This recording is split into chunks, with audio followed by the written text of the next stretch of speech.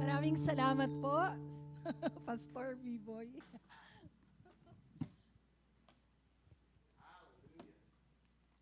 Sige po. Tayo pong lahat ay manalangin. Hallelujah. Hallelujah. Father God, we thank you, Lord God, for this wonderful day. We thank you, Lord God, because you are at work in each one of us. Thank you, Lord God, because you are good. You are gracious. You're merciful. You're all-knowing God. You are the God who hears us, Lord God. You are the God who loves us. Thank you, Father God. Today, Lord God, as I share your word, be the mouthpiece, Lord God. Be my mouthpiece. Thank you, Father. In Jesus Christ's name, we pray. Amen. Hallelujah. Hallelujah. Okay. Okay. Ang title po ng aking mensahe ay Obedience. Ang pagsunod, no? The evidence of love, faith, and surrender to God. Sige po. Actually, ito pong mensaheng ito ay madalas ding nai-share ito dito sa atin, no? Hindi lang dito sa atin, sa mga churches. Pero nais ko po na maibahagi sa inyo yung mga testimony na nangyari sa akin in the past few weeks. Okay? So, ito po, ang tunay na pagsunod ay bunga ng pag-ibig, no? Pananampalataya, at pagsuko sa Diyos. Ang ganda kasi kanina yung worship Tagalog, hallelujah, tama-tama, no? Kasi maraming tao ang gustong tumanggap ng blessings, favor, at mga promises ng Diyos sa atin. Tama? Okay. So, kaya lang, no? Pero minsan, ayaw naman nating sumunod sa Lord. Pero gusto natin yung blessing, gusto natin yung favor, gusto natin na yung mga promises ng Lord sa atin, no? Pero, no? Nahihirapan tayong sumunod, or kuminsan hindi tayo makasunod, or talagang ayaw sumunod, no? Ang obedience ay isa sa pinakamahalagang tanda ng tunay na relasyon mo at ako sa Lord. Amen ba? Yung relationship natin sa Lord, no?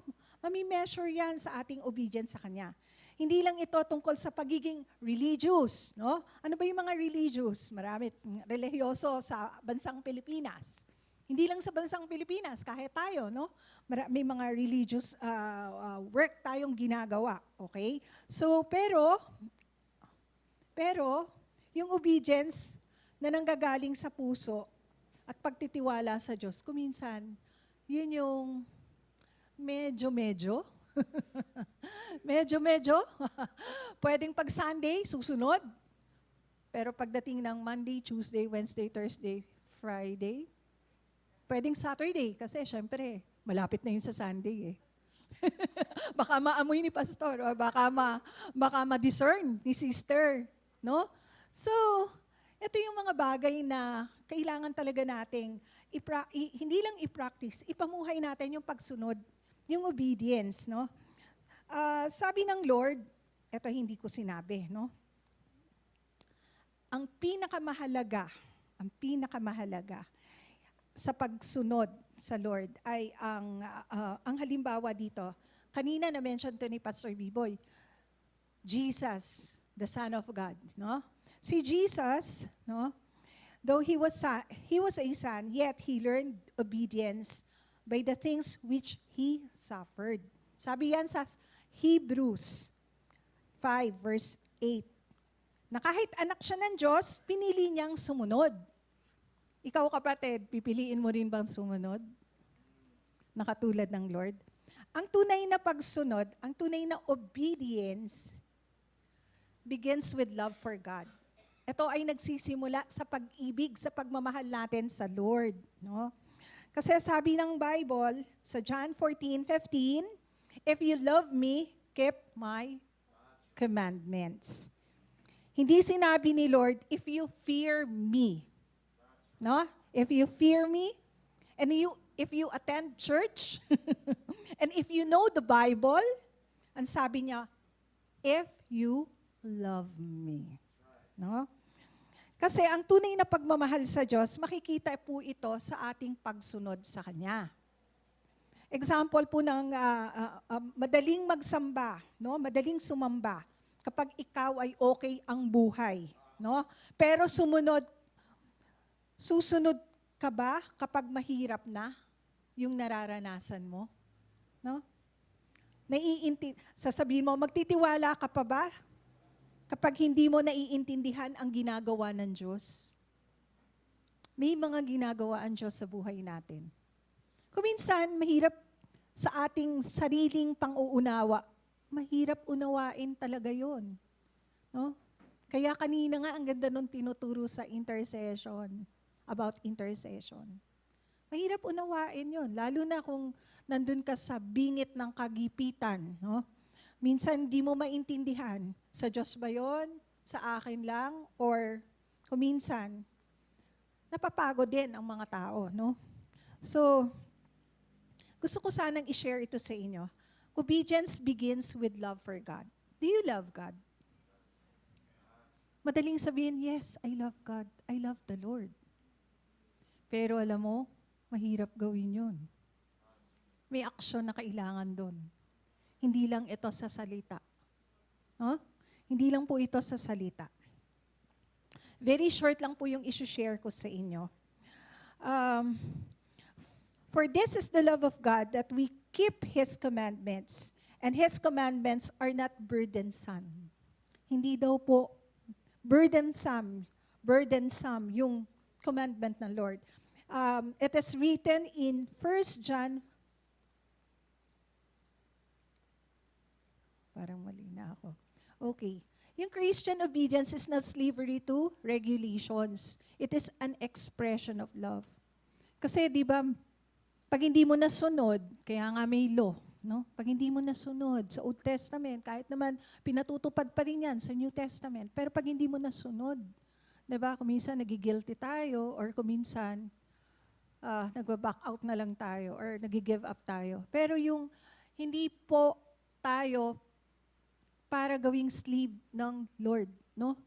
To regulation. It is an expression of love. Can you say it?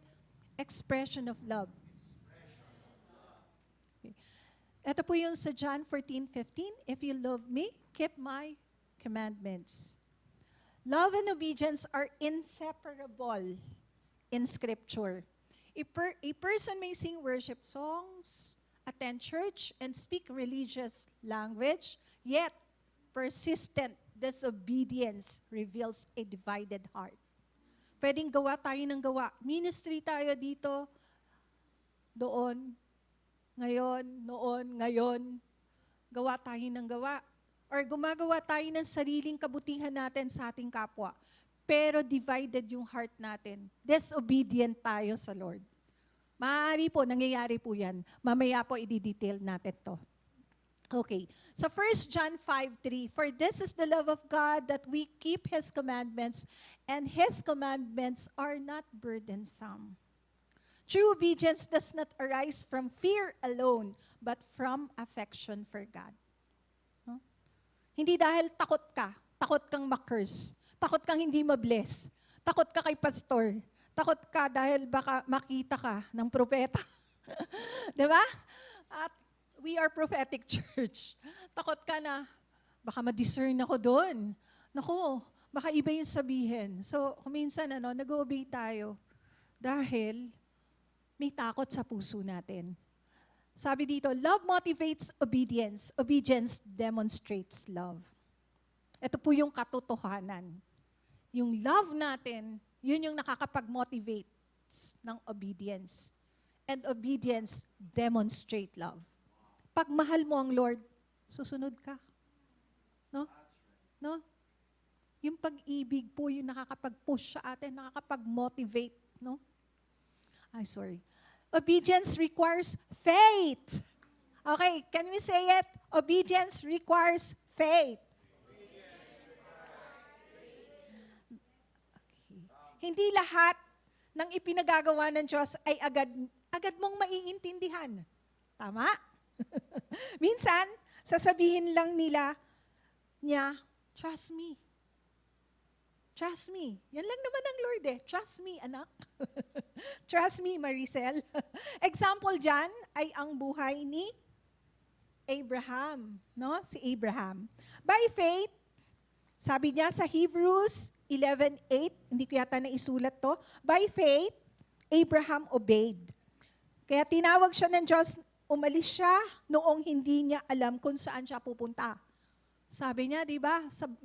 Lahat tayo nagbabasa ng Bible. For those who are new here, si Abraham po ay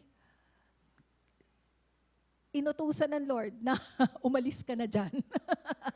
Umalis ka na dyan sa iyong lipi. Umalis ka na dyan sa iyong lugar. At dadalhin kita sa ibang lugar. Di ba? Ito yun. Nung panahon ni Abraham, wala pa naman ng Google Map. Saan ako pupunta? Diba? Wala namang complete detalye ang Lord. Parang labo. Walang complete detail si Lord. Pero, ano yung ginawa ni Abraham? Umalis siya doon. Umalis siya doon. At ano ang bunga nun? Pagpapala. Pagpapala. Another one. By faith, sino yung isa? Si Noah. Si Noah. Ano ba si Noah? Si Noah, makikita natin to sa Hebrews 11:7. By faith, being warned by God concerning events as yet unseen. Hindi pa nakikita. In reverent fear and constructed an ark for the saving of his household. Imagine that, matagal pa. Pero nag-build na ng Noah's Ark.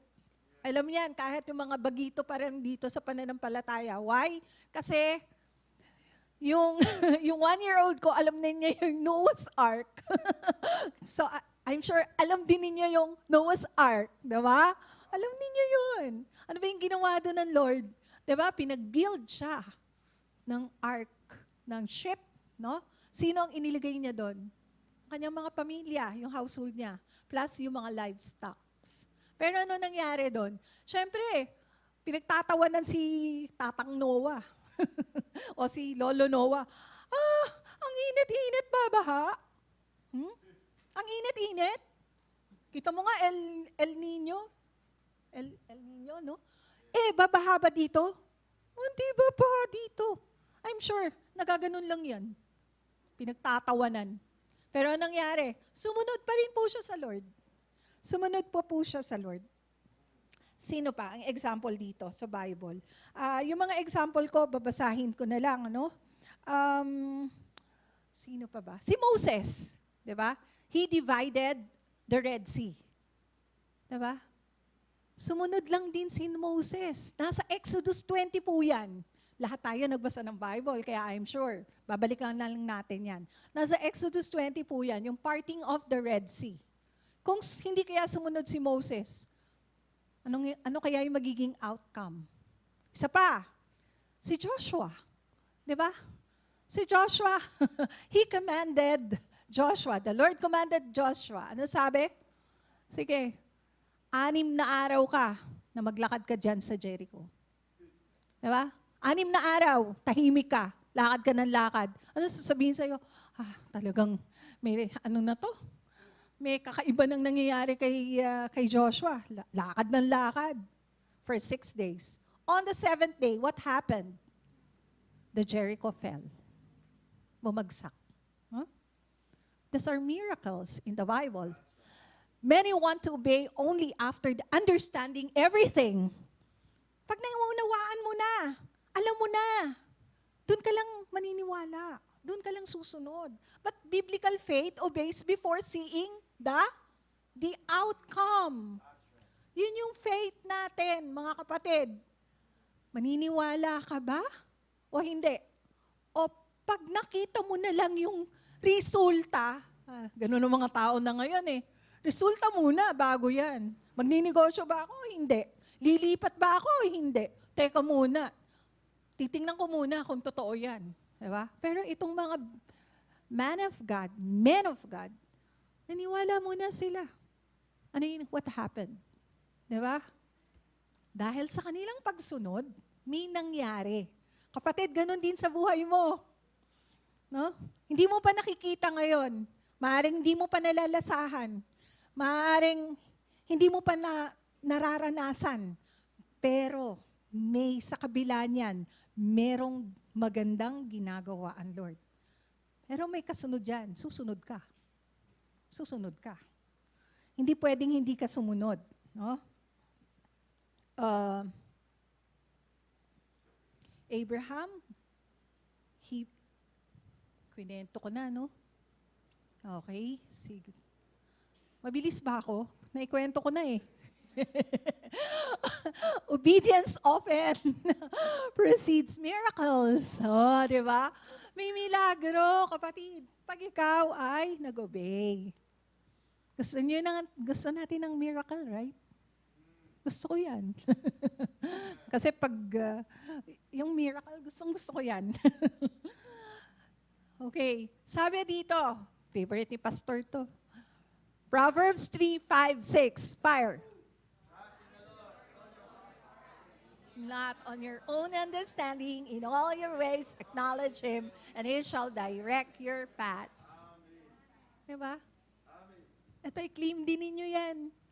I-memorize din ninyo yan.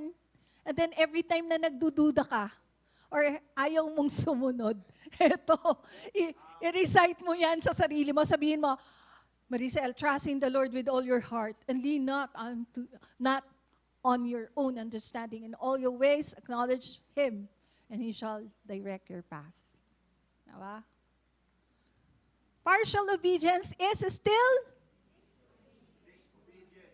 Review lang tayo nito, ha? Few weeks ago, na-mention yan ni Pastor about King Saul. Si Pastor yun. No? About King Saul. Last month. This is about, ito yung pinakamalalim na katotohanan sa isang Kristiyano. Sa buhay natin, hindi sapat talaga yung half obedience. Hindi yun sapat, kapatid. Example na lang dito si King Saul. Di ba? Sabi sa 1 Samuel 15, inutusan siya ng Diyos pero pinili niya. Ano yung pinili niya?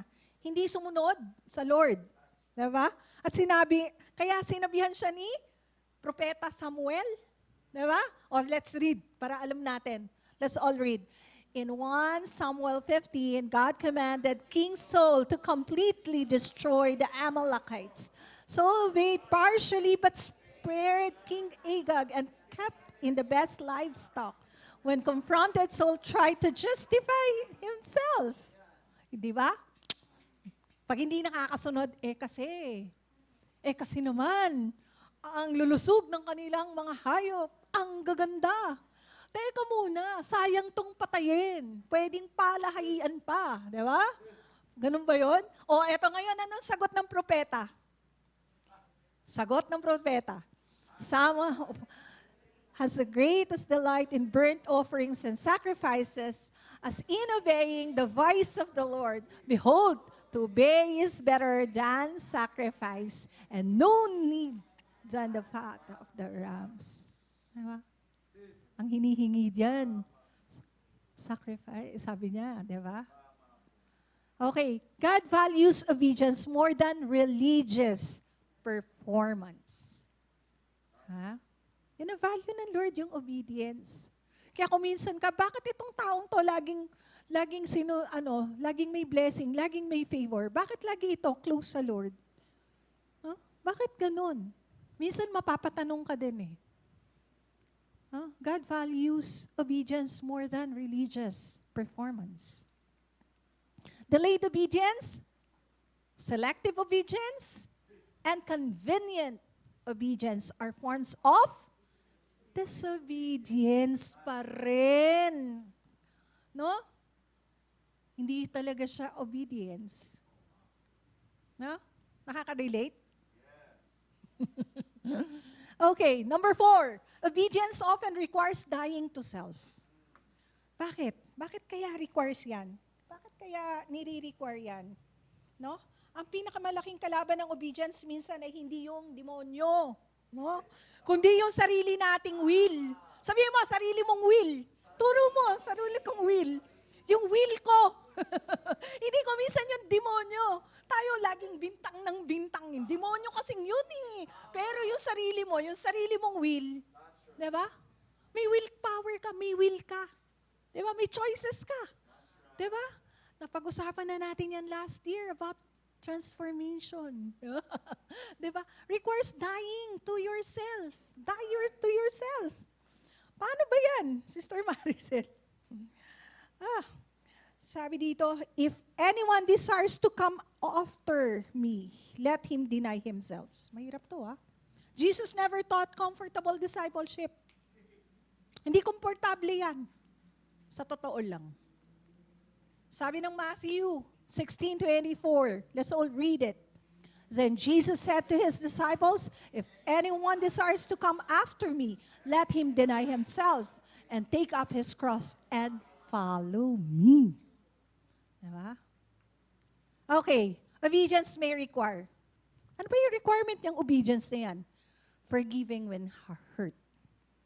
Gusto kong i-testify ito sa inyo. Alam naman, open book naman ako sa inyo. Pero alam mo,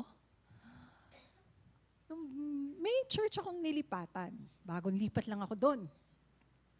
And then yung nag-invite sa akin doon sa church na yun, naging close ko naman. Kasi naging friend din ng mga anak ko yung mga anak nila.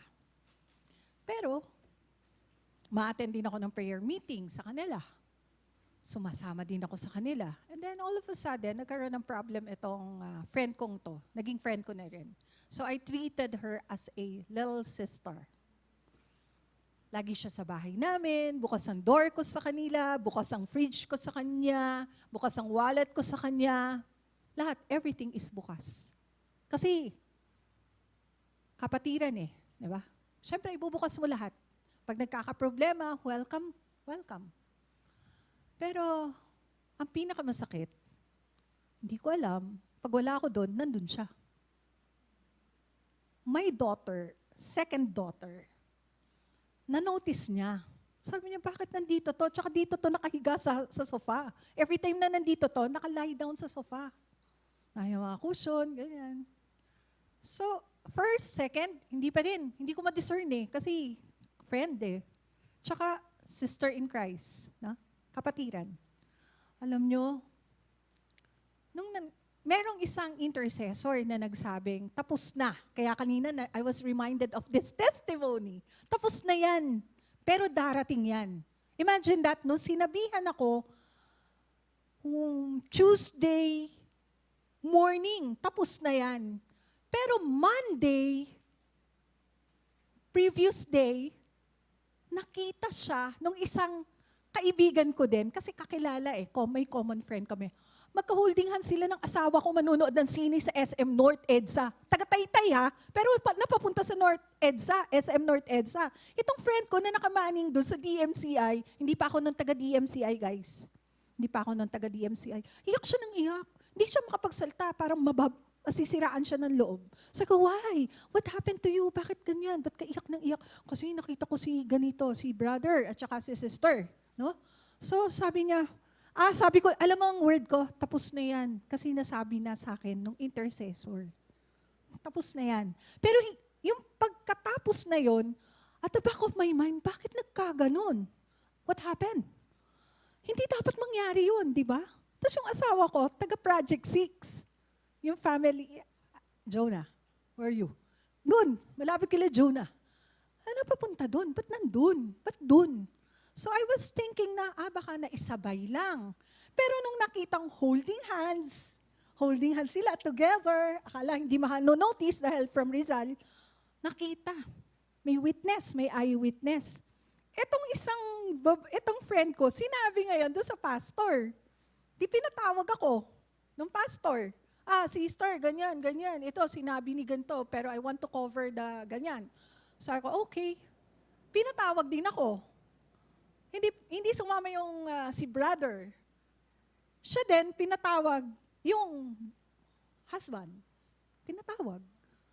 So, dapat magkaharap-harap. Kaso hindi nangyari nga yung harap-harap.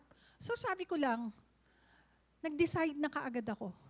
Alam mo yung unang dinicide ko, I was really hurt kasi yung palang pinakamasakit, yung sobrang close mo, na trinato mong little sister, na trinato mong close family friend, na more than your brother, your real brothers and sisters by blood, yung pala yung gagawa sa'yo ng ganun. You know what happened? I decided to forgive and release forgiveness immediately. It was really hurting. Nakakasira ng isip. Hindi uso nun ang mental health problem. Ang uso nun, mag-pray ka. Umiyak ka ay sa Lord. Lagi ang word, rest in the Spirit. Rest in the Spirit, not in your flesh. Why? Iko-crucify mo yung dila mo eh. At saka yung damdamin mo eh. Masakit yun eh. And may nangyari pa, no? Pero, grace ng Lord. Sabi nung pastor, it's a grace of the Lord kasi na-expose. Mga buwan pa lang. Yung pala, kaya laging nakasakay sa motor, nakaangkas. O yung mga nagbumotor dyan, huwag mag-aangkas ng di asawa. Mahirap yun. Pero alam nyo, grace ng Lord na you release forgiveness, hindi ka umalis doon sa church, nagpatuloy ka. No? Nagpatuloy ka, even my children. They were in the ministry. Nagpatuloy sila. Why? Kasi kahit masakit sa puso, alam mo yon, yung parang sinaksak mo ang puso ko, nilagyan mo pa ng vinegar. Oh, sakit yun. Masakit yun. Di ba? Sinaktan mo ang puso ko. My God, talaga masakit yun. Oh, talaga, parang hindi ka makaka-worship nun, hindi ka makakapag-pray. Pero alam mo, God is good. Forgiving when hurt. When you are hurt, you release forgiveness. You release forgiveness. You know what? That person, hindi ko naman alam na gano'n, sinama ko pa din sa real estate. Sinama ko sa Marikina. O sige, tutulungan ko mag-flyering. Nakabenta. Binigay ko yung benta ko sa kanya para magkaroon ng incentive. Eh nagkaroon ng baha sa Taytay. Binaha lahat. Na-wash out ang washing machine. Na-wash out lahat yung laman ng maliit nilang bahay. Alam mo what I did? I wrote a letter to Federal Land. Releasan ito. That's my account. Releasan ito ng 50,000. Just, sabi nila sa akin, bakit mo ibibigay pa yan? Ginanyan ka na. Alam mo, talagang this is a testimony, ha, guys? Masakit yun. Pero sabi ko, Lord, this is an act that I release to you. Even money, even yung relationship ng mga anak ko. Alam mo, sabi ko na lang, friend kayo nung mga anak. Ang sabi ko, it's like David, what he did to Mephibosheth, the lineage, the grandson of Saul. That was my word. It's really hard. But then, God is so gracious. Hindi naman natuloy. Kasi nga sabi nung intercessor, tapos na. So, mangyayari. Pero habang nangyayari, my God, talagang, masakit yun. Masakit yun. Pero alam mo, God made me stronger than before. Bakit? Pinadaan yun ng Lord to test also my maturity. Ako yung tao nung hindi pa ako Christian, mataray ako. Matapang ako, who cares? Mga ganyan mga banatan. Wala akong pakialam sa'yo. I don't care. Who cares? Tapos may irap ng mata yan, mapanlait na tingin. Pero nung binago ako ng Lord, lahat po yun binago. And number one na binago sa akin ng Lord, forgiving when hurt. Giving when it is difficult. Lahat naman, dumadaan din dyan. Giving when it is difficult. Ito, testimony ko ito. Naikwento ko kay Pastor B-Boy. Last 2 months ago, si DMCI nagbigay yan ng 100,000 na parang it's in a form of cash advance just to create your own ad, magandang ads, magandang ganito. Kaya pag may makikita kang Valorant Tower ads, yan lahat yan, mga pinagawa nila yan, may mga creative work yan. Talagang ang mamahal, 3,000 per ano yan, kaya huwag kayong basta-basta mag-click ng ad. Kasi 3,000 per ano yun, per flash, per click. My God, yung sa akin, 1,000. Ito ngayon, giving when it is difficult, hindi ako narilisan ng 100,000 for that ad. Wala akong budget. Wala talaga akong budget. Sabi ko, Lord, wala akong budget. Anong gagawin ko dito? Syempre, forced ako to release money for the advertisement, for the Facebook ad, IG ad. Alam mo, wag niyong ikiklik ha. Mahal yun kada click. Yung Bright Morning Star, nagawa lang yung isa kong si Vernice ng creative. And then, hindi mo talaga mapapansin siya. Pero alam mo, after ilang days ng running, nakaklose si Sister Wing doon ng worth 17 million. Hindi pa ako nangutang. Hindi ako nangutang. Saan ang galing yung pangbayad dun sa ad? Eto ngayon, di ba may credit card? Okay, fine, ginamit doon. Pero, yung mga pieces ko, ma'am, wala na rin kami, drain na kami. At saka, if we will put our money sa ad na namin, personal. Personal na, hindi na sa team ad. Sabi ko, sige, magkano yung kaya? Yung isa sabi, hindi na ako sasali dyan. Kasi, expense yan eh. Kita mo nga, naghihirap nga akong magbayad dun sa akin. Yung isa naman, sige, sasali ako dyan. Pero, titigilan ko yung ads ko. Di wala ka ding makukuha nun. Kasi mag-run pa lang yan. Eto, nag-run na. Alam mo ang ginawa ko? Sabi ko ganyan, magkano yung kaya nyo? Ma'am, 100 lang. 100? Versus 3,000. 100 lang. Ilan kayo? Bilang. 6 kami, ma'am. 600. Okay, 600. Para maging competitive yung ads ko, dapat 1,000. Sabi ko, Lord, hindi nga ako binigyan dun eh. Hindi rin ako nakapag-reimburse. Wala rin akong perang ganung 100,000 na isang bagsak, isang ganun. Wala. Kasi ang pera ko, naka-budget yan. Alam mo what I did? 400 yung nilabas ko per day. So daily, may nilalabas ako. Alam mo ginawa ko? Dahil sabi ko, dadalawa lang naman kami ni Joel at saka payak ang buhay namin. Pwede na ako sa mga nilagang okra, inihaw na isda, something like that. Hindi na, kasi nag-aano rin kami ng cholesterol. So hindi muna kami ma-steak, wala kaming mga shrimps, wala kaming ganun. So nakakatipid ako 400 pesos araw-araw dun sa dun sa budget ko, food budget. Na yung 1,000, food budget naming mag-asawa dahil dalawa na lang po kami. 600 na lang. Breakfast, lunch, and dinner. Okay naman pala. No? Napapagkasya. Yung 400, nilagay ko doon sa ads. Alam mo, few days lang, nag-run yung ad, nakakuha siya ng magagandang na-target niya talaga yung mga buyers. Ito ngayon, all glory to God. Nasira yung mga, sabi niya, yung algorithm daw, yung mga meta. Sabi ko, ang alam ko lang talaga, susunod lang ako sa Lord. Sabi ng isa kong kasama, Sister Wing, sa Lord lang naman tayo humihingi, ma'am, at saka nagpe-pray. Sa Lord na lang tayo humingi, wag na tayong umasa sa kumpanya. Alam mo, doon ko nakita, oo nga, no. Lord, anong gagawin ko? Alam mo, ang una kong tinanggal, yung inis ko at inggit ko. Kasi lahat sila binigyan eh. Ako, puwera. Sabi ko, Lord, tanggalin mo to. Hindi ako maiinggit. Alam mo, nung pagsabi kong ganun, ayokong tingnan yung ginagawa sa kanila at yung ginagawa sa akin. I will just move forward, Lord. Doon nagka-blessing. Giving when it is difficult. Para sa food budget yun ha. Pero ibinigay ko.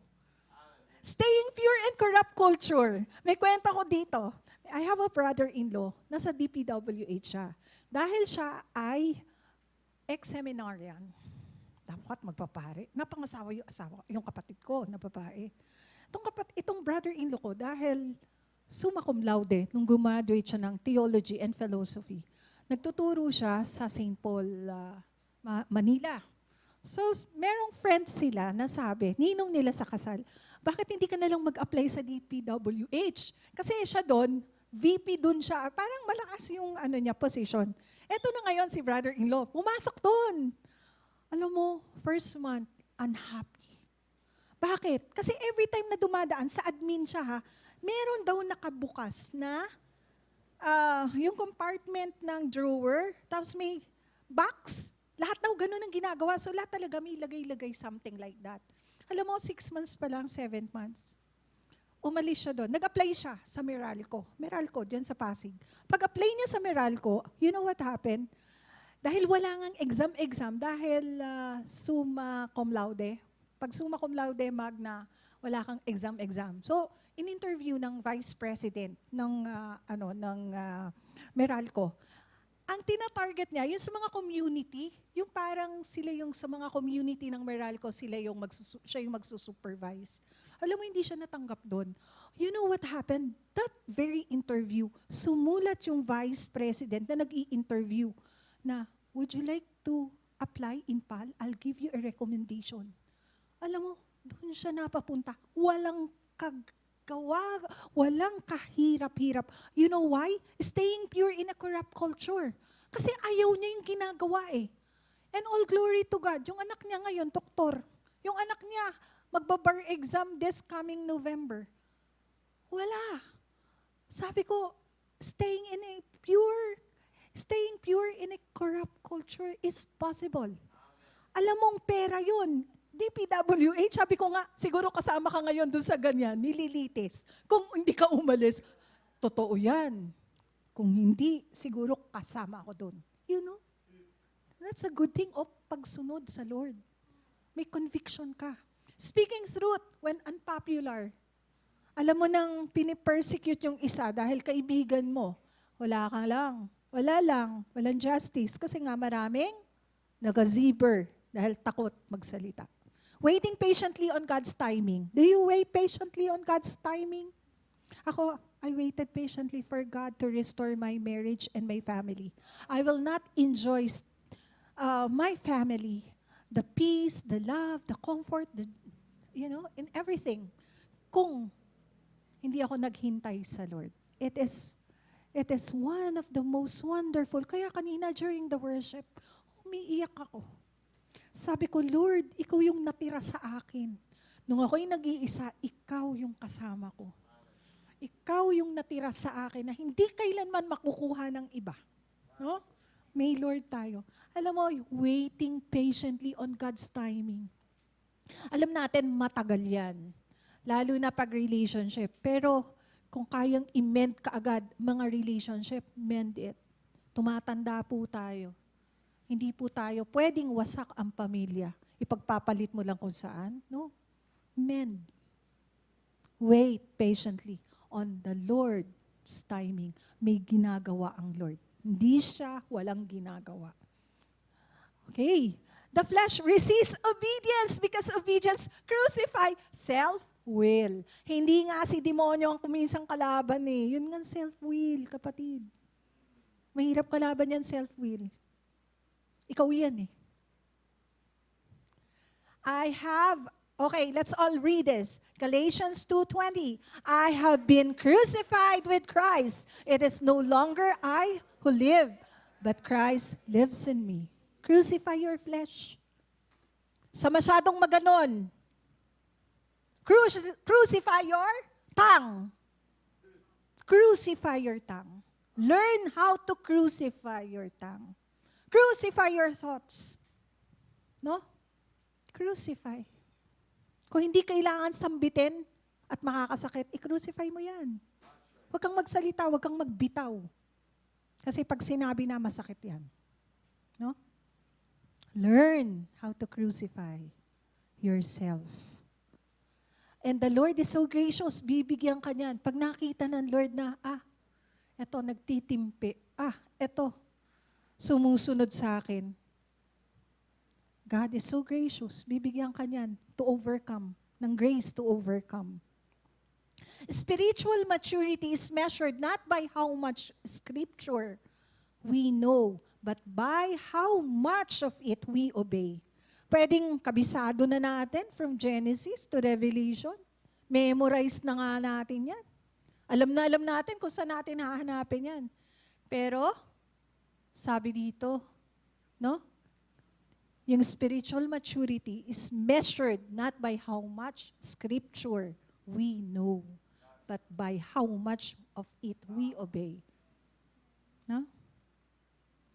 Okay, number 5. Bilisan natin, baka tayo maabutan ng cut-off.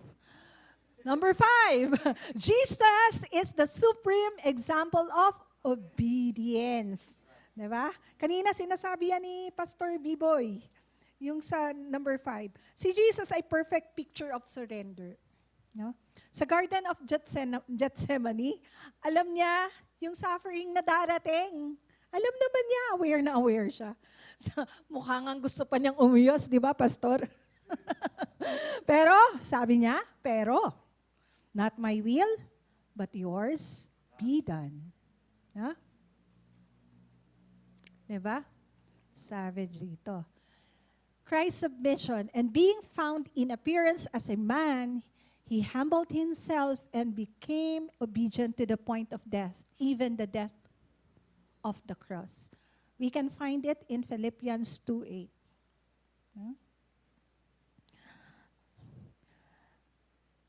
Pero ang tunay na obedience talaga, yun yung magsasabing, Lord, kahit hindi ito ang gusto ko, susunod ako. Kahit hindi ito yung gusto ko.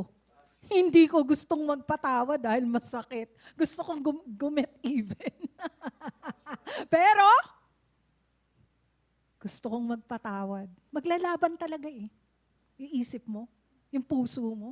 Gusto ko bang magpatawad? I-release ko na lang ba ito? And then, hi, hello. Pag magkikita, hello. Yes, I am free. Oh. I am happy. Diba? Oh, wala. Ganun talaga eh. Nasa Lord tayo eh. No? So makikita dapat yung glory ng Lord sa atin. Hindi yung bitter tayo or bitterera tayo. Huwag tayong ganun. Mahirap mag-flow din yung blessing pag ganun. May burden kang bit-bit. Unload it to God. Set her free. Set also yourself free. So we are free indeed. In Christ Jesus. Okay. So yun, he humbled himself. Ito pa. In Gethsemane, Jesus prayed, nevertheless, not my will, but yours be done.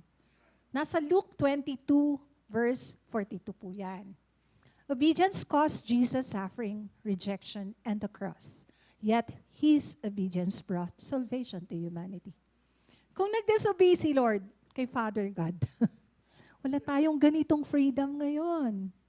Wala tayong ganito ngayon. Hindi tayo ngayon nabubuhay sa kalayaan, malaya.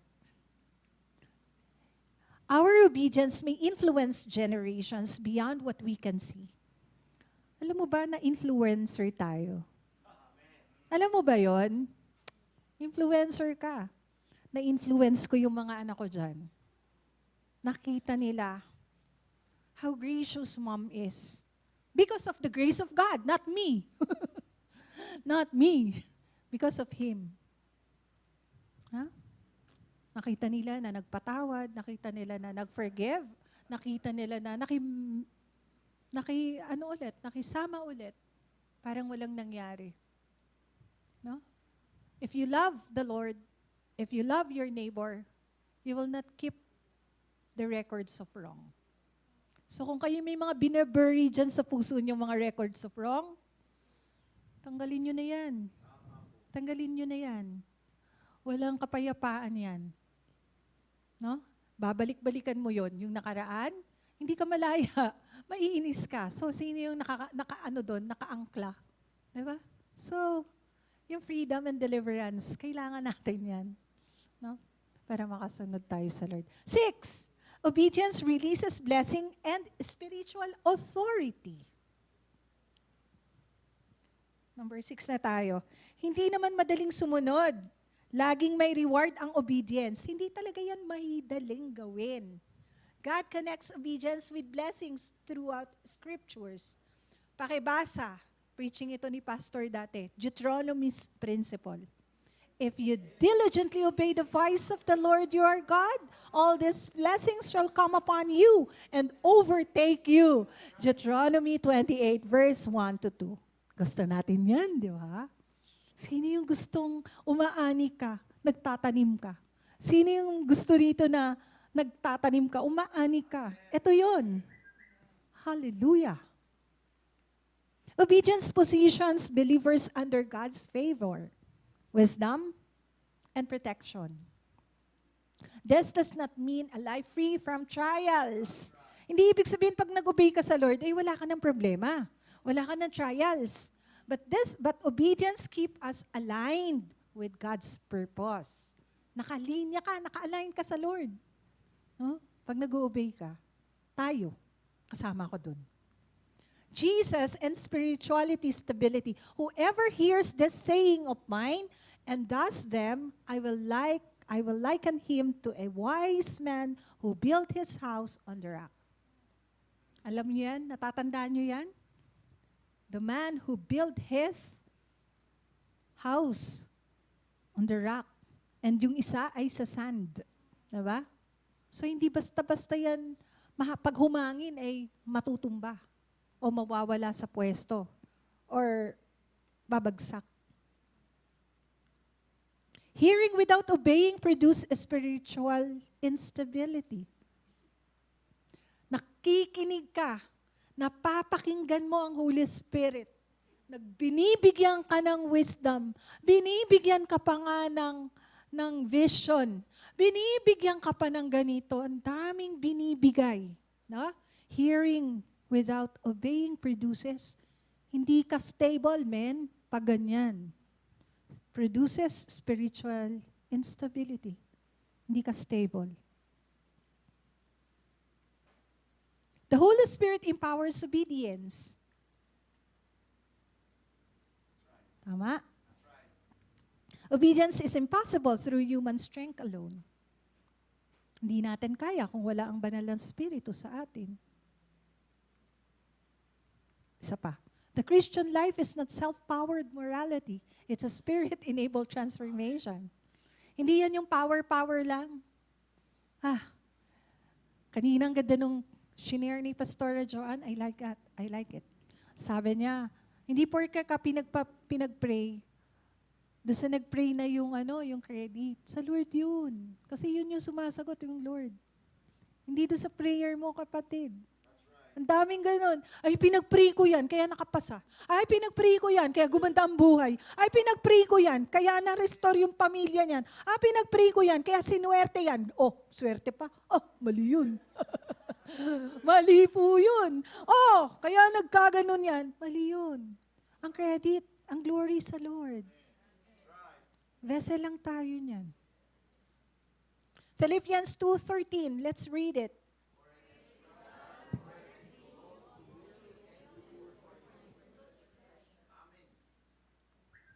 The Holy Spirit convicts.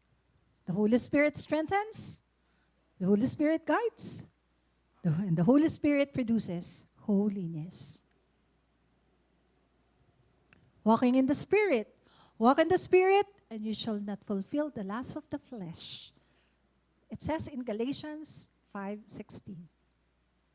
When you walk by sight with the Spirit of the living God, the Holy Spirit is alive.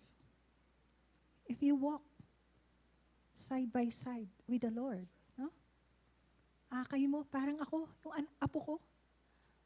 Lucas, you walk beside me. Ang nakikita nun, ang dinadaan niyang path niya, yung dinadaanan mong path. Same with the Holy Spirit. If you walk with the Spirit, katabi mo ang Holy Spirit. Hindi ka mangunguna doon sa Holy Spirit. Disgrasya pag ganun. Pag pinangungunahan mo ang Holy Spirit. No? You walk with the Holy Spirit. The more surrendered we are to the Spirit, the life more obedient our lives become. Surrender natin. Kaya nga nung kabataan ko, hindi naman kabataan, siguro mga 80s yun. Yung kanta lagi pag altar call, I surrender. Kaya pala yun lagi yung kanta. Now I realize that, I surrender thee. No? Yung pala yun. Okay, obedience brings intimacy with God. Alam mo, pag ako'y bumabiyahe, minsan, nahuhuli ako. Siyempre, tatawid ka, sasakay ka ng tren. Asan na si Mami? Nahuhuli si Mami. Masakit ang tuhod. Ang tuhod, nagpipray. Because the Lord says, you pray for these people. Anong gagawin mo? Alam nga naman maghihiyaw ka doon. Hallelujah! Lahat po ng mga hapon, kasi hindi mo pwedeng ganun. Hallelujah! Lahat po ng mga tao dito Lord, hindi po nakakakilala sa inyo, makakilala sa inyo. Ganun ba? No. Anong gagawin ko? I will pray for them. Because I heard it right from the Lord. You pray for this. You want to go global? Every time na you go out, you pray. Ipag-pray mo yung salvation nila. Ipag-pray mo yung kondisyon nila. May ginagawa ang Lord eh. Hindi naman ang nakatingin ay yung mga taong yun eh. Ang nakatingin sa'yo, habang ginagawa yun, ang Lord. You speak life to them. You speak blessing to them. You speak salvation that they will come to know the Lord Jesus Christ. You pray. Not even when you go out of the country, but also, pag sa ano po, sa C6, no? Dumadaan ako dyan, from Taytay, dadaan ako ng Acacia. Dadaan ako dyan. Ang daming naka-bike. Alam mo yun yung pag-akyat? Yung from Pasig, Taytay, tapos may bridge, aakyat. Hangos na yung mga matatanda. Alam kong trabahador sila. Kasi maaga. Alam ko mga construction worker. Alam mo, napapasambit ako sa Lord. Kung minsan napapalakas. Sabi ko, Panginoon, salamat po. May maginhawang sasakyan at malamig. Lord, ito pong mga workers na ito, ingatan niyo po sila. Pagkalooban niyo pa sila ng kalakasan. Kasi alam naman natin yung mga workers, no? So, bigyan natin, when we are intimate to God, bubulungan ka na Lord, pag-pray mo yan. Pag-pray mo yung mga workers na yan. Pag-pray mo sila, nadaanan mo lang yun. Hindi mo naman kailangan. No. You pray silently. You pray. Pagpasok mo pa lang sa opisina, pag-pray mo. Bago ka humarap sa kliyente, pag-pray mo. Kasi nakikita yun ng Lord eh. Hindi naman ang credit nun sa'yo at saka sa Lord yun.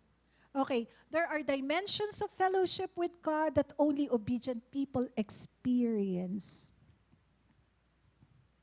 Matapos na po ako. John 14:21, He who has my commandments and keep them, it is he who loves me, and I will love him and manifest myself to him. Ang ganda nun eh. And manifest myself to him. This is beautiful. It's the Lord who will manifest to you. Gusto mo ba yun? Yung Lord yung magmamanifest. Sa'yo. Alam ko holistic yan, yung manifestation ng Lord na yan. It's holistic. Obedience sharpens spiritual sensitivity. Ito, sin dulls spiritual hearing. Obedience increases discernment. Number 9, obedience in small matters. Small things matters. May pinagagawa sa iyo, Lord, maliit lang. Hindi naman malaking-malaki. No? Mag-obey ka na. Maliit pa nga lang eh. Kung sa maliit, hindi ka makasunod. How much more kung medyo malaki-laki? At mas malaki na. Maliit pa lang. Mag-obey na. Great acts of faith usually begin with small acts of obedience. Example ko dito si David. Si David naman, pastol lang yan eh. Diba? Pastol lang yan. Bata, shepherd, boy. Pero ano mang ginawa ng Lord sa kanya? Oh, David obeyed as a shepherd before becoming king. Joseph remained faithful in the prison before leading Egypt. The disciples left their nests before preaching to nations. Remember, it was preached by Pastor, it was shared by Pastor B-Boy last Sunday during the communion about the 153. Remember, Pastor? Ang galing talaga, sharp pa rin talaga memory ko. Oh. Kaya nga sabi nila, malayong dementia sa akin. Amen. Malayo. Imagine that. During the communion, Pastor B-Boy talk about this. Pagod na sila. Iniwan na sila ng master. Hindi nila alam kung darating pa yung master nila. And then sila ay bumalik sa kanilang mga work. Fishermen. Fishermen sila. Pero yung mga taong to, nangisda. Nangisda sa laot. Hindi naman syempre yan sa gilid lang ng shore. Doon mismo sa laot yan, pumunta, magdamag. O, di ba yung mga fisherman? Sa gabi sila, hahayo, pupunta sila, ililay down nila yung nets nila. You know what happened? Empty nets. Walang nangyari. Ilang oras na paikot-ikot sa dagat. Walang nangyari. Pero, may na-meet sila, sabi ng isang guy, ng isang man, lay down your nets. Alam mo, umaga na yun. Umaga na yun. Wala na yung isda pag maaga. Pag nasinaga ng araw ng buwan, walang huli.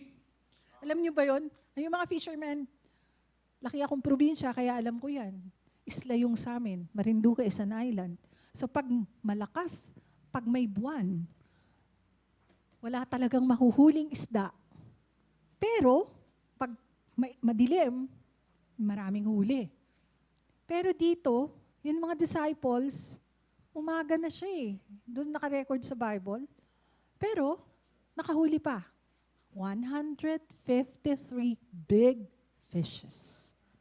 They caught 153 big fishes. It's a miracle. Huh?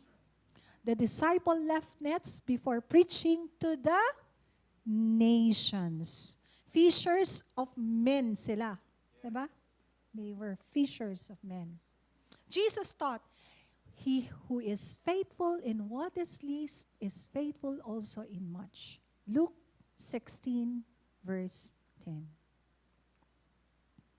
God watches how we obey in your private life, in your attitude, speech, in your integrity, and in your daily decisions.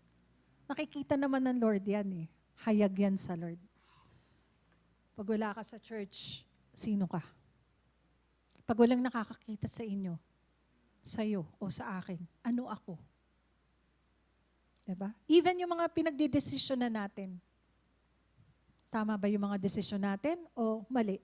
Kapatid, kung mali, eh may panahon pa para itama. 10, mabilis na to. The blessing of immediate obedience. Ano ba yun? Ano ba yan? Delayed obedience can lead to missed opportunities.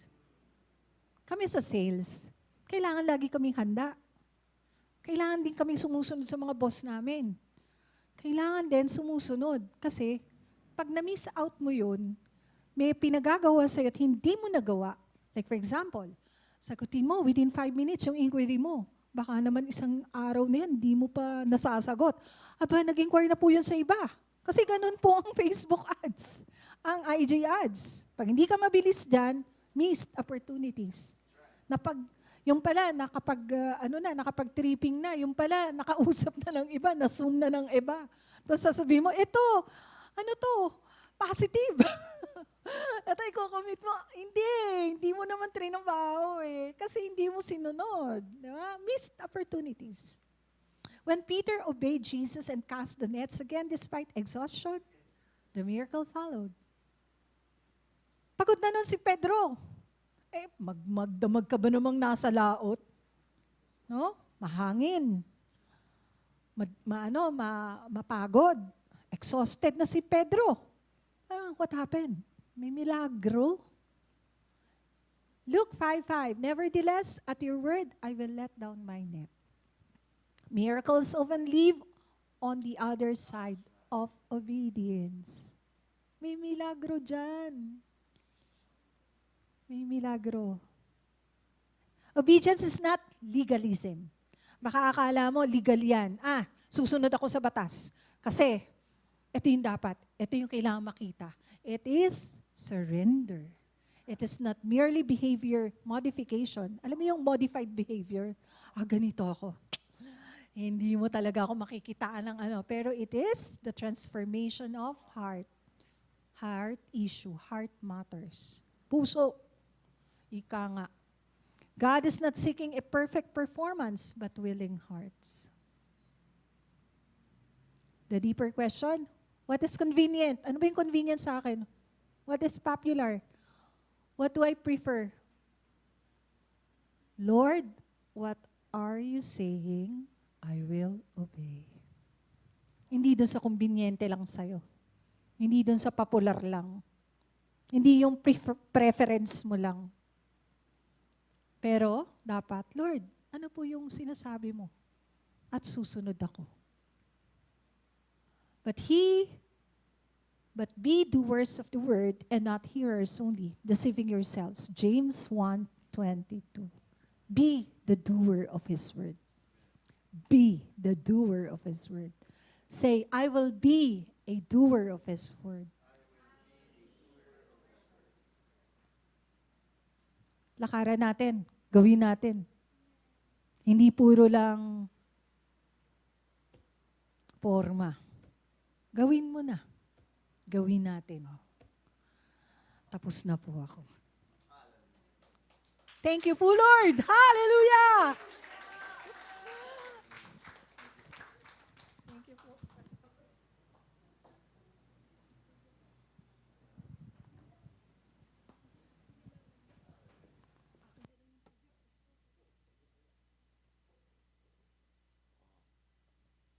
Hallelujah.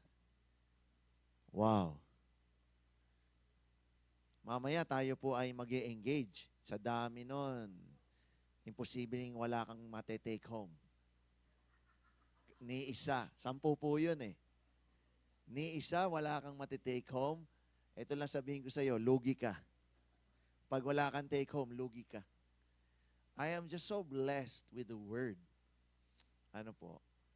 And if you would just please rise. Hallelujah.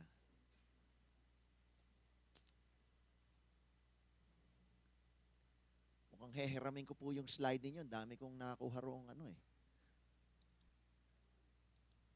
Nahuli ako doon sa iba kasi I was still basking with yung mga nag-strike sa puso ko eh. Naiwan ako ng ibang points dahil na-fixate ako doon sa ano eh. Wow.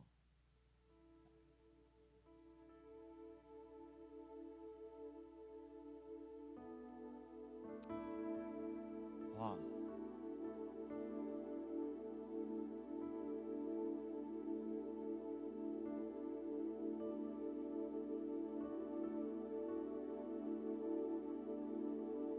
I wanted to deal 2 things today, if you would allow me.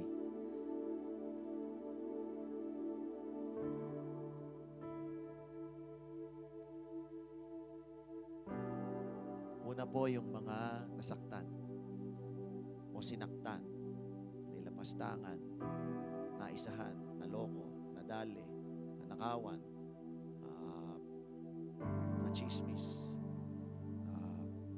kung ano pa. Napakahalaga po makapag-release ng forgiveness. Sa maraming pagkakataon po, no, pinapalampas mo na lang eh. Yung ayaw mo mag-release ng forgiveness, pinapalampas mo na lang yung parang, sanay na ako. Yan ang ano natin, litanya natin, ano, sanay na ako. Pero iba po yung pinalampas mo doon sa, ikaw po talaga ay nag-release ng kapatawaran. Magkaiba po yung mararanasan mong blessing, may iba po yung mararanasan mong shalom sa puso mo. Kaya kung ikaw po yun, hilingan ko po si Sister Maricel na ipag-pray po yung pong mga nangangailangan makapag-release ng forgiveness. So po maunawanan nyo, pag-release po ng forgiveness, hindi po yun nag-aantay ng sorry.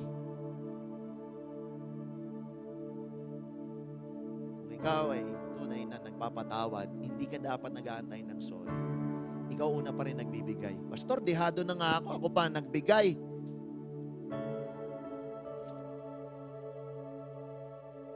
Si Jesus, wala rin kasalanan, siya pa nagbigay. Kaya kung ikaw yun, I just invite you to bow your heads. At kung kayo po ay, kung meron man dito, na gusto mo mag-release ng forgiveness, pero nahihirapan ka. Tao, kakilala mo ba yan? Hindi mo kakilala. Ka-close mo ba? Family mo ba? Sino ba yan? Hindi namin kilala yan. Pero kilala yan ni Lord. So kung ikaw yun, gusto mo mag-release ng forgiveness, just close your eyes, bow down your heads, taas mo lang kamay mo kung ikaw yun. Anyone? Anyone else? Last call. Meron pa ba?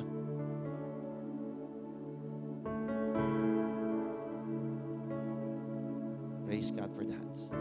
Baba nyo na po. Hallelujah. Hallelujah. Panginoon, aming Ama, sa oras na ito, inaalala namin po yung mga nag-cause ng sakit, nag-cause, Panginoon, ng sama ng loob or nakasakit sa iba't ibang uri ng form, Lord. Sa isip, sa puso, sa salita. Even, Lord God, sa kanilang mga nagawa sa amin. Lord, we release forgiveness to those people, Lord God, na nakagawa nito sa amin. Lord, maraming salamat po dahil kahit matagal na po itong nangyari, nais po naming maglagak ng kapatawaran, magbigay, Lord God, ng kapatawaran sa mga taong nanakit, nakasakit, lahat ng nakagawa sa amin, Lord God, ng chismis, nagnakaw, nagsalita ng masasakit na salita sa amin, Lord God, pinapatawad po namin sila. Lahat po, Lord God, na mga tao na ginamit din para kami ay masaktan, para kami ay mayurakan ng aming pagkatao. Masira, siraan, Lord God. Nire-release po namin sa kanila ang kapatawaran. Kapatid, alalahanin mo yung mga pangalan sa oras na ito. Alam yan ng Lord. Ibulong mo sa Lord. Nire-releasean po namin ang pagpapatawad. Dahil kayo, Lord God, ay nagsabi sa inyong salita, ang sino mang nagpatawad sa kapwa ay patatawarin ko. Lord, pinanghawakan ko noon yun. Kaya mabilis din akong nakasunod. Dahil ayoko na hindi ako mapatawad ng aking Ama sa langit.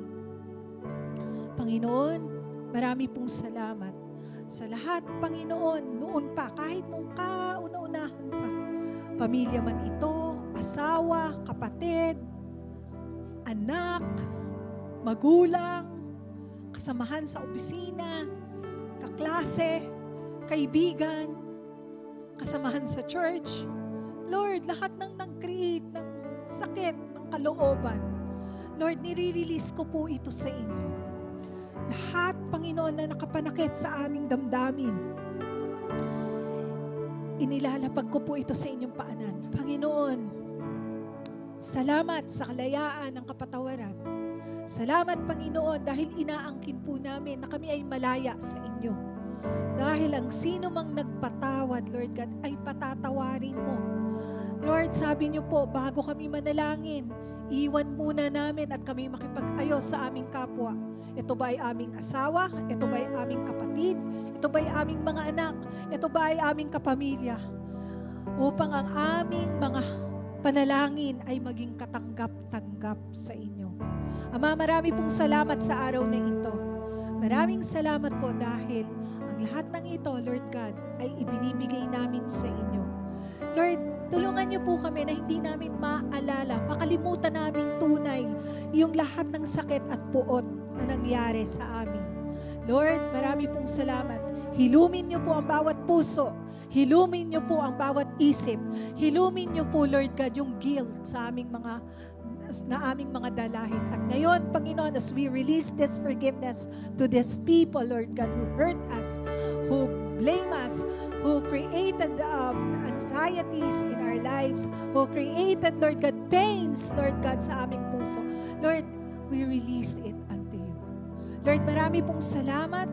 And Lord, tulungan niyo po kami, Panginoon, na na mai-amend din namin yung buhay namin sa inyo. Sa habang aming ito ay ipinagkakaloob sa inyo, Lord God, pagkakalooban nyo kami ng shalom, total shalom, Lord God. Pagkakalooban nyo po kami ng katiwasayan ng isip, Lord God.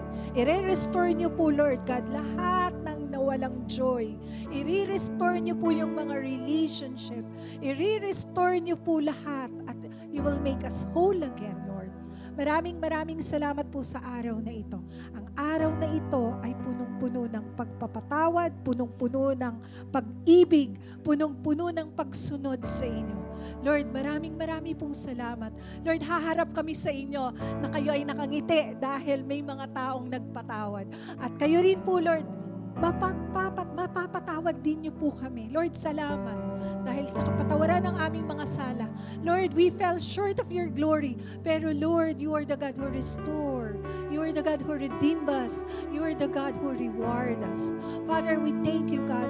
Today, we thank you, Father, for that victory. We thank you, Lord God, for that kind of freedom that we have in the name of Jesus. Sabi niyo po, Panginoon, ang sino mang malaya ay malaya na at pinalaya na ng ating Panginoon. Salamat po, Panginoon, in Jesus Christ's name.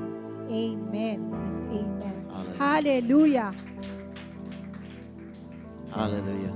Kapatid ko, ikaw ay nagpatawad sa Diyos. Nagpatawad sa Diyos. Nagpatawad ka ngayon. Nag-release ka ng forgiveness. Gusto ko maunawaan mo, hindi madali yung ginawa mo.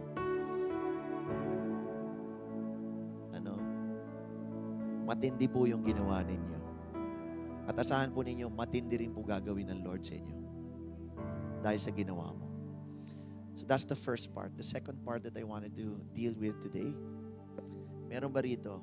Just bow your heads and close your eyes. Meron ba rito? Gusto mo sumunod sa Diyos sa pinapagawa niya? Meron po ba? Meron pinapagawa sa iyo yan, Lord, na matagal na hindi mo pa ginagawa. O kanya naman, meron kang ginagawa ngayon na alam mo naman hindi mo dapat gawin pala. Alam mo rin naman. Is there anybody? Just want you to lift your hands to God. Anyone? Anyone else? Anyone else? Thank you po, Lord. Thank you. Thank you po, Lord.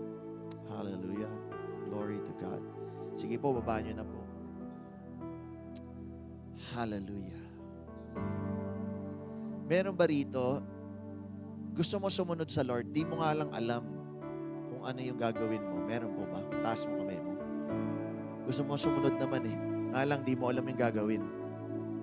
O hindi mo alam kung ano yung, alin ba yung susundin ko? Okay. Anyone? Alright.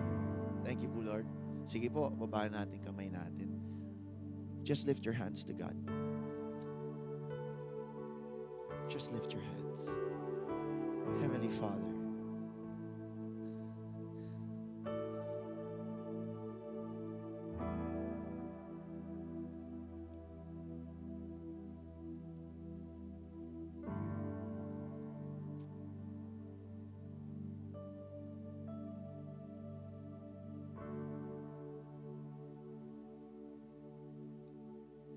we lift our hands as a sign of surrender, O God. Surrendering our will to your will. Let your will be done sa amin, sa aming kinikilusan, sa aming sambahayan, sa aming mga trabaho, kung saan kami. Let your will be done. Lord, doon po sa mga sa amin na nahihirapang sumunod, I just pray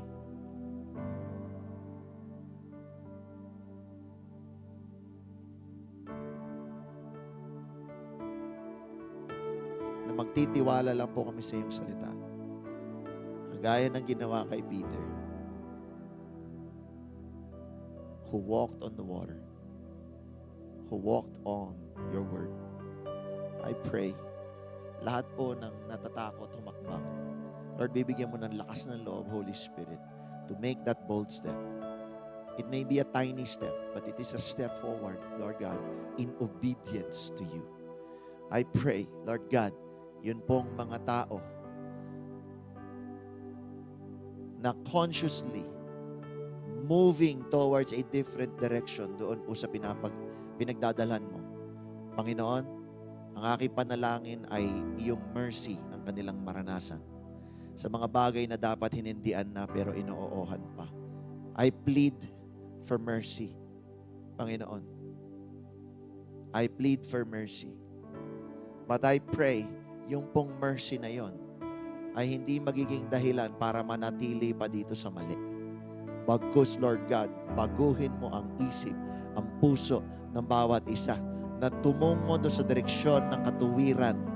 Hindi ng katwiran, kung hindi katuwiran.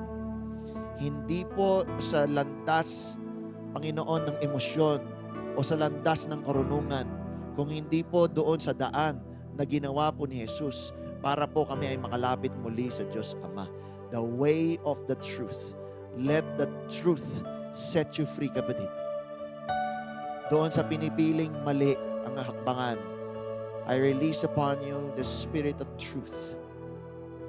Let the spirit of truth speak to your heart so that your decision, Lord, kapatid, ay mas maging firm, mas maging mabilis, at mas mabilis ang iyong pagsunod sa Diyos. And Heavenly Father, doon po sa hindi nila alam kung saan sila hahakbang, gusto na mas sumunod, pero hindi alam kung paano, saan titingin, saan pupunta. Lord, buksan mo yung pinto, buksan mo yung kanilang mga spiritual eyes, buksan mo yung kanilang mga tenga, doon sa magbibigay ng oras at panahon sa iyo, magtatanong, Lord, saan po ba? Lord, ano po ba? Lord, paano po ba? Lord, sagutin niyo po sila. Doon po who will seek you, they will find you, because that's what you said in your word. Lord, I declare that this church, Lord God, not just many of us, but all of us, Lord God, will respond in obedience in Christ Jesus. Pagkat lahat po kami, bago, luma, bata, matanda, babae o lalaki, Lord God, ay tinawag po ninyo.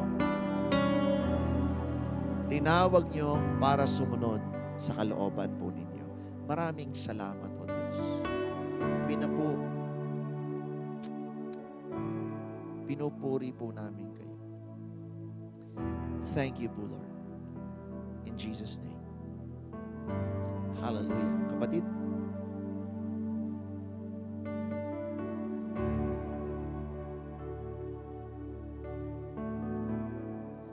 obedience is the greatest form of love. Sa mga kagaya mo, kagaya ko, mga nilalang ng Diyos. Kaya sabi ni Jesus, if you keep my commands, you love me when you keep my commandments, when you obey.